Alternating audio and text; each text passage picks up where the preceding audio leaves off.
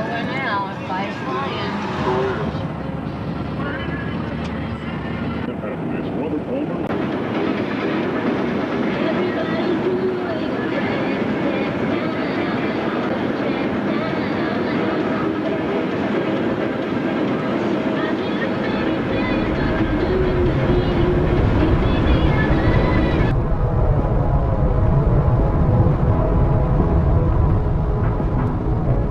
We are on Middle Road going into Nanticoke. Right, baby? I guess that's what it is.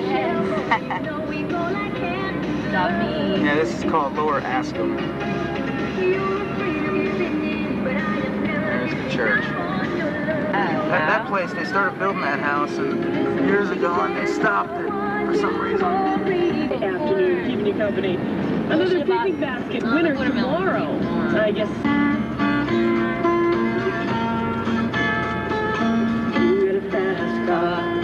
I got a plan to get us out. There's church here in lovely Nanticoke.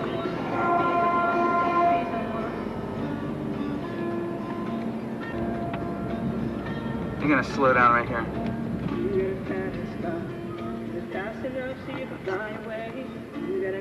Want me to stop? Yes.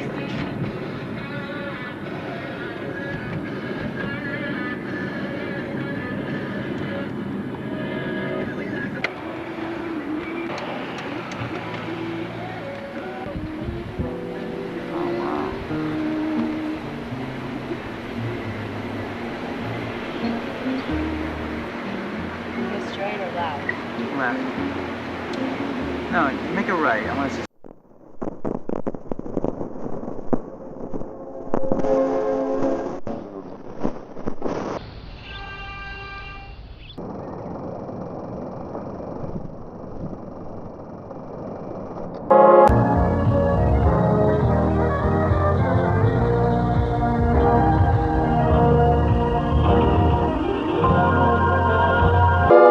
Tonight, police believe the stabbing followed some type of argument. Volunteer fire crews were called into action today to fight an apartment fire in Lower Paxton Township this afternoon. They quickly put out the fire on Winfield Road at the Penswood Apartments. One of the two occupants in the unit was home when the fire started. He tossed two dogs and a cat out of the second-floor window before he jumped out. He was slightly injured, but another cat inside died. There was a lot of smoke. Train wreck in western Pennsylvania. Smoke rose from the mangled wreckage of two Conrail trains as rescue workers searched for more survivors. 4 crew members were killed, 2 others injured when the freight trains slammed together this morning some 30 miles west of Harrisburg. Investigators say it appears a coal train heading eastbound apparently ran a stop signal and barreled into the second train. Conrail is reviewing data tapes recovered from the wreckage to determine whether the accident was caused by mechanical or human. So the underground mine fire in Centralia that prompted a relocation effort several years ago has now resulted in a court case. Authorities say a Shamokin man is facing fraud charges in connection with the relocation effort. The FBI says a 3-count indictment against Dennis Caraspodi charges him with submitting false claims for reimbursement to move his furniture store from Centralia to...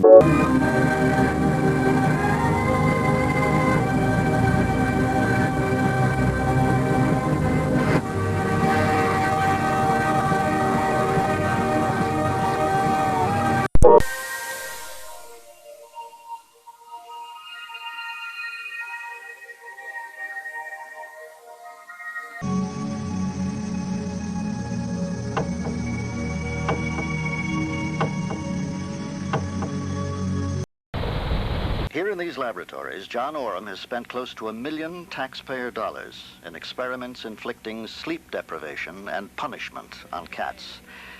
Claiming to be studying human sleep disorders, Oram has removed parts of the cat's skulls, cut holes in their windpipes, into which he implanted electrodes, and in his early days forced them to stay awake for fear of drowning by making them balance on planks in a 55-gallon water-filled drum.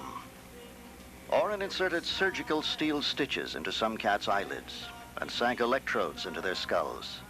This is Selby, one cat the Animal Liberation Front found on a reconnaissance raid. He has an electrode in his head and was so terrified of humans that he hid in his cage and refused to be touched and held, even to take food. Dr. Suzanne Cliver, an experienced veterinarian familiar with this case, had this to say. I found Orum's work among the most ghastly I have read. The gross insensitivity to the animals used is a profound embarrassment to the scientific community. Orum used these machines to implant screws into the cat's skulls and to monitor their brain waves. Bolts were inserted into the skulls of the cats, and the animals were then screwed into this metal restraint device, staying there sometimes for 8 hours. This diagram was taken from one of Orum's own publications. You can see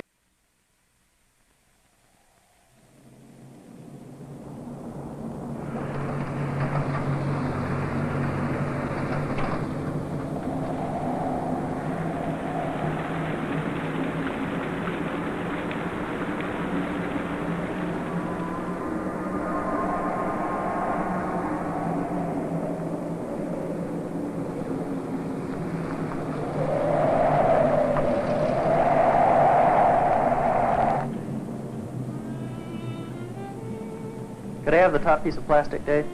Here you are. Thanks.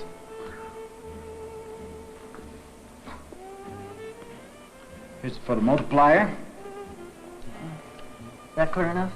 Oh, yeah. I can see through it nicely.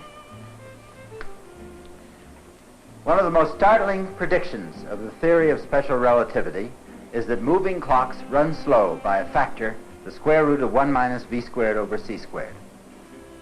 For example, if we had 3 identical clocks at rest with respect to an observer, and at one moment they read the same, then of course we expect at a somewhat later time they will all read the same again. But if we have the same 3 identical clocks, but one of them is in motion with respect to the observer, then at the later time, let's say when this one has passed the others, it will reach a shorter elapsed time than the ones that are at rest. As read by the observer, the moving clock runs slow. This effect is called the Einstein time dilation, and ordinarily it's a mighty small effect. But we do have some clocks that really go fast, that go 99% the speed of light, and they run at 1/9 of the rate they do when they're at rest with respect to us. These clocks we're going to show you. These are mu mesons, charged radioactive particles in the cosmic rays. First we have to detect them. Then we'll stop some of these mu mesons to measure the distribution of their radioactive decay times. As you'll see, this will enable us to use these mesons to measure time intervals. Finally, we'll use these meson decay clocks to measure time dilation.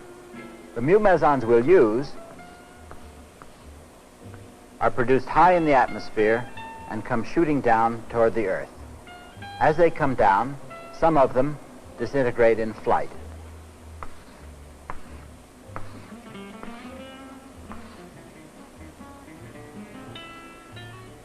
The number arriving at a high altitude is greater than the number surviving to reach sea level. Right now, we're up on top of a mountain, Mount Washington in New Hampshire. We will count the number of mesons that arrive here. As we've just discovered, appearances can be deceptive. So reserving your judgment this time, before your eyes deceive you again, see if you can guess the whereabouts of this tropical island paradise. The clue is in the word island. Well, strange as it seems, this isn't the South Seas. But then strange is an apt word for this delightful island. After a stay here, nothing will surprise you. No, you haven't got double vision. They really have got 4 horns. Mind you, that's only 2 more than usual, which is nothing out of the ordinary in these parts. Everything has some strange significance. This, for example, is one of the bridges presided over by the fairies.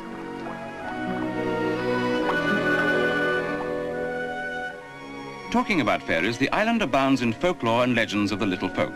And needless to say, the inhabitants are superstitious. It's not unusual, for example, to see food and drink left outside a house for the little people. Even more common, though, is the tradition of leaving old cottages and homes for the little folk to make use of. Things are left just as they were.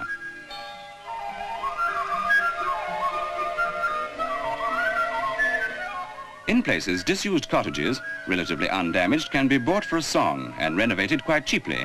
but no one would ever think of depriving the little folk. Of course, no one in his right senses believes in fairies.